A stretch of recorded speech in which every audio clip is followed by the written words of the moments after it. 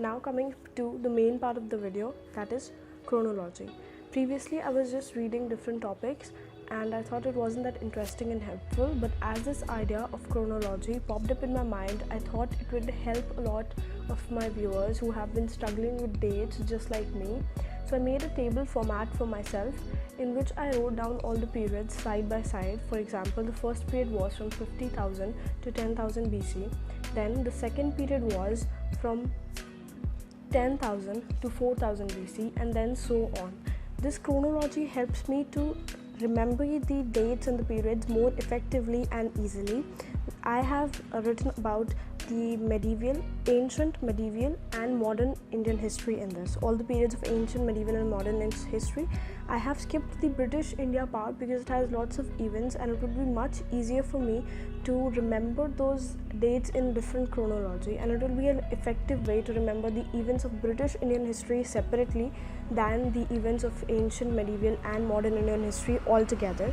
This method really helped me to create different parts for different periods, and then later on to memorize whatever happened in these periods. I made another flowchart for different periods. This chronology ends at 1707 AD to 1857, which was the declining period of the Mughals due to the interference of the British. Now this is the flowchart which I made for remembering the details related to the period. So first period was the Paleolithic age, which was from 50,000 to 10,000 BC.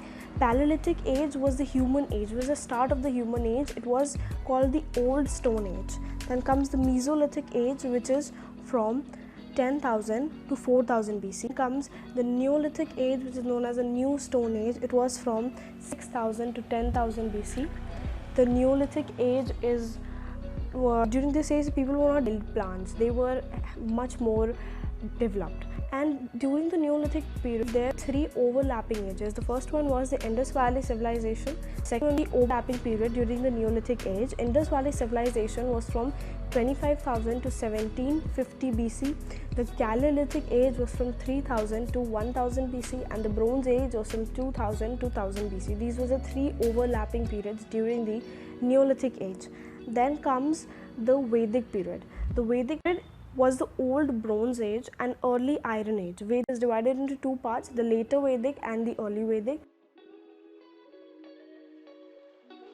Then comes the 16 Mahajanpads, which was from 600 BC.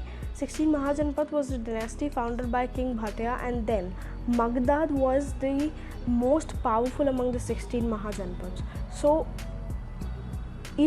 the Magdad rule was from 600 to 400 BC. Then comes the Mauryan. The Mauryans were from 600 to 400 BC. Mauryan Empire was the first pan-Indian empire founded by Chandragupta Maurya. Then come the Sungas and the Indo-Greeks. They were from 200 to 100 BC. During these four rules in north, there were different rules in south. I will write down about them in the end of this whole flowchart. Now coming to the Guptas. The Guptas were from 300 AD to 550 AD. The Gupta period was founded by Chandragupta I, and it was considered as the golden age by the historians because it was marked by extensive invention. Then comes the Harshvardhana Empire from 600 to 650 AD, which was the last ruler of the Vardhan Empire. Then come the Rajputs. The Rajputs were from 650 AD to 1200 AD. The Rajputs were a descendant of the Kshatriya clan. Then comes the Delhi Sultanate, which we have been studying since a long time. The Delhi Sultanate included the Mamluks, the Khilji dynasty, the Tughlaq dynasty, Sayyidi dynasty and so on. And then finally the Mughal Empire, which was from 1526 AD to 1857. But the Mughal Empire is divided into two parts. The rising period, which was from 1526 AD to 1707 AD, and the declining period was from 1707 AD to 1857. During the rising period of Mughals, the Britishers had already interfered into the system, and then during the declining period, the Britishers almost had control over India. Then comes the south part, which is from 100 BC to 300 AD. During this period, there were different rules in south. So coming to the south part, which was first was the Sangam age, which was from 100 BC to 300 AD.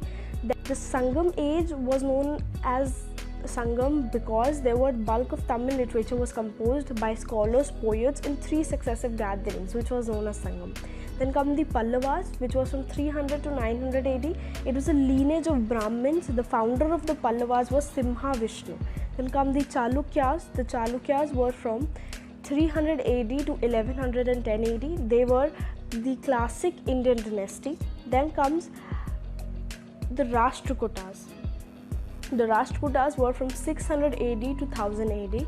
After that, in Maharashtra, there were the Yadavas of Devgiri, and Karnataka, there were Hosalyas of the Devasamudra from 900 to 1350 AD. After that, the Bahamani kingdom and the Vijayanagar Empire, which was from 1350 to 1600 AD. So that was it for the chronology part.